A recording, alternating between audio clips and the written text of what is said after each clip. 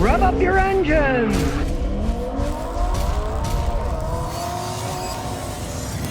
All right, you're gonna get a 2-for-1 here. Talk about this 2021 Civic, what it's got, how it works, but the guy bought it as an auction car. Should you buy an auction car or not? Sometimes I'm not a fan of it, sometimes it's okay. Everybody wants to save money these days, so a lot of people are trying it. This guy's father's friend buys auction cars, gets them fixed up, and sells them. So he's got a connection. This isn't just somebody going to an auction and bidding up higher and higher for some pile of junk. This is a guy who does it for a business who knows what he's doing. And realize that about car auctions. Back in Houston, hey, I knew guys that did that all the time. They were pros, and they even had deals with the auctions. If the price to repair the car was more than what they paid, they could return the car and get a credit. They wouldn't get their money back, but they'd get credit for buying another car. And they didn't care. They got somewhat of a guarantee. But if you go to an auction and you buy a car, it's yours, baby. His father's friend took pictures before. There's the interior. You can see the airbags went off on it, and you can see it was sideswiped. And that's where the major damage was. He made the right choice, because his father's friend does it for a living. He knows what to buy. If it's in a front-end collision, you run away from them. Everything's in the front. The electronics, the radiator, the air conditioner condenser. Once they get wrecked in the front, modern cars, they're totaled for a valid reason. They should be taken apart and sold for pieces. Don't ever attempt to rebuild them when the front's all bashed in. But the side, there isn't that much in the side. What he did was, bought the car as is, bashed in, for 13 grand.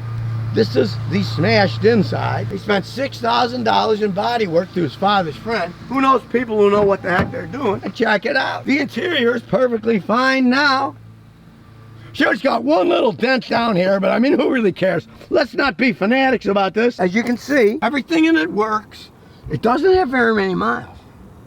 It's only got 7,861 miles on it. We're gonna go through it with a computer and road testing and everything and show you everything that this nice Honda Civic has. It's very new, it's only a year old. Understand, theoretically, insurance companies total a car and then it's sold at auction. It costs more to fix it than the car's worth. Insurance companies, they're not the sharpest tool in the shed. From what I've seen, and sad but true, I've seen it all the time. These insurance adjusters, they don't even work for the company. They're contract labor. Last guy I saw did one for a customer. He said, oh, they pay me 50 bucks to do this. They don't look that deep into the car. And you can get a car like this that he only paid 6 grand to fix it. 13 for the price, so that's 19 he's got into it. And this is a $31,000 up car with only 7,000 miles on it. There are things like this if, and I stress if, you know somebody who understands the business. The absolute worst thing on earth is to go naked to a car auction, see a car you like, and then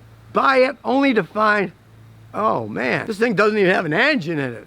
You might not think that's gonna happen. Hey, it happens all the time. I had a customer with a nice red Toyota Celica. Went through the giant floods of Houston. When they had Hurricane Harvey, water was everywhere, right? She had a car towed to her house. I looked at it, I said, it's junk. She didn't have collision or anything, flood damage, anything. She just had basic cheap insurance. So I said, let me pull the head off. So I pulled the head off and everything was broken. The water had gotten inside and did what's called hydrolocking. The piston rod's bent, so the engine was toast. So I took the head of the engine and put it in the trunk and said, take it away. And they took it to an auction. Now I didn't think much of it. 2 months later, I get a phone call from this Asian guy. I found out who owned this car that I bought, and you were her mechanic, she said. What do you know about it? Can you fix it for me, right? So I said, wait a second. Didn't you at least open the trunk? He said, no, I didn't open the trunk. I said, open the trunk. He had a mobile phone. So he opened the trunk. What's in the trunk? The top of the engine, the head. I'd put it in there. I said, that thing was flooded out.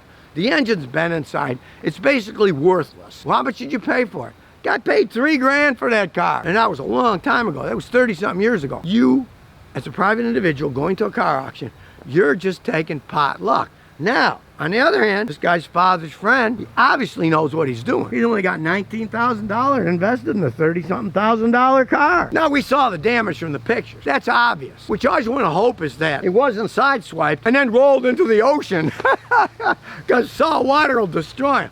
So let's get our computer on and see what it says. Now comes the proof to the pudding. We'll turn that all off. We don't need any of that. And we'll do an auto scan. These new cars, man, these computers pick them up quick. You can see it does an awful lot. It goes through 47 separate subsystems. Let's say this thing had saltwater flooding. And invariably, some of the computer modules, and there's dozens of them on this car, are gonna start shorting out and giving wacky codes. If you get something like that and you're thinking about buying one of these things, don't buy it. You don't ever want to get involved. I've seen guys that were really sleazy at garages, and they'd buy, one guy bought like 10 cars from Hurricane Sandy and brought them to Houston. He was emptying out the trannies and water was coming out of them, salt water too. His son was taking the dashes out. He was putting them on a bench and drying with hair dryers. I mean, you don't want to buy a flooded car, let me tell you. And you can see Civics have gone a long way from the tiny little cars.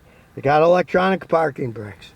They've got a nice dash system up here. It's big enough and not too big. It doesn't restrain your view. Got the gray speedometer in front of you with the tachometer. It's a driver's car. You see, your tach is more important than the speed. Now, this is a thoroughly modern car, so it's got the old paddle shift. There's upshift, downshift. And I do kind of agree with him. He tried to be said he didn't like the feel, because there's always some lag in these Hondas when you do that. It is not the same as a standard transmission. But they've got real comfy seats. A lot of room in the back seat. The seat's back. And there's still a ton of room in the back seat. And I don't know about you, but I was a sucker for black and chrome. But no, I'm not a Raiders fan. I think they're all insane. It's got one trouble code. Let's see what the one is.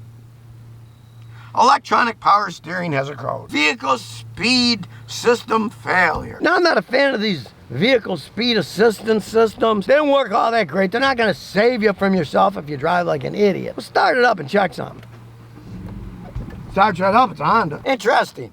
There's no freeze frame data, but there's a trouble code. And that just goes to show you some of these systems are just too much hassle to bother with. I wouldn't trust it to save you anyways, but theoretically, anytime you get a trouble code, it's supposed to record the freeze frame data and give you that information. In this case, it doesn't give you any, and there's no check engine light on anything, because this is a UO code, it's a communications code, and those things can get so squirrely, make your head spin. So let's take it for a spin and see how it rides. We'll put it on regular mode.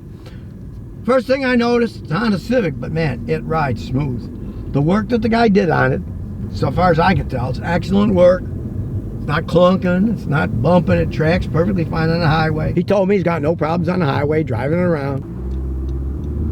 And we'll give it a little gas. Nice acceleration. No strange shifting. I like the little green lines on the dash. It really kind of sets it off. Makes it a pleasant driving experience. It's like you're in a little rocket ship. I don't hear any bearing noises. The bearings weren't damaged in the wreck. They'd be roaring away, going roar, roar, roar. They're not doing that. And as we corner, let go of the wheel. No oversteer, no understeer. It's a fun little car to drive around. And considering this thing has 7,000 miles on it, and he saved himself 15 grand, I think he got a pretty good deal on buying this auction car. So we might as well as look under the hood. See what the little squirrels are doing. And as you can see, it's an Earth Dreams technology. This is a 2021. This is one that does not have problems with oil dilution. Great engine, gets mid-30s in town. You go on a highway, you can get close to 40 miles a gallon, sometimes higher if you're a conservative driver. But Honda makes probably the best engines in the world. And these are very good engines. That said, I would still use the 0W20 GF6 oil that's made for these engines. I would change it every 5,000 miles religiously to make sure it kept lasting and lasting and lasting, because Honda knows how to make engines. You take care of them, they'll take care of you. All right, so it was an auction car. And yeah, I'm not a big fan of auction cars, but this guy did it right because his father's friend is a pro. He goes, looks at all the stuff and sees, okay, this one, we can fix it for 6 grand. We can get it for 13, that's 19, saves over 10 grand on a car. Sometimes as much as 15. You never know, because don't think these insurance companies are like divine creatures that know what they're doing and never make a mistake. They often total cars for a reason that they shouldn't have been totaled. This car should have never been totaled. But that's what happens in a society where the insurance adjusters don't even work for the insurance company. They're independents. They have no loyalty. They're just out to get their 50 bucks or whatever they're getting paid. Each one's paid different ones, but I've seen them, they only get 50 bucks. They're not gonna spend too much time looking at it. I've even seen some of them take bribes where they'll say, hey, if I give you a couple $100 bucks, will you total the car? I don't want it anymore. They don't care. If they're getting 50 bucks for doing a job, but they get 200 out of you, a lot of them do stuff like that. I've seen it happen. Unless you don't value your money all that much and you like rolling the dice, do not go to a car auction by yourself. Start bidding on cars. There's pros there. They know which cars are worth what. When the price gets too high, they won't buy that car. They'll wait for another one.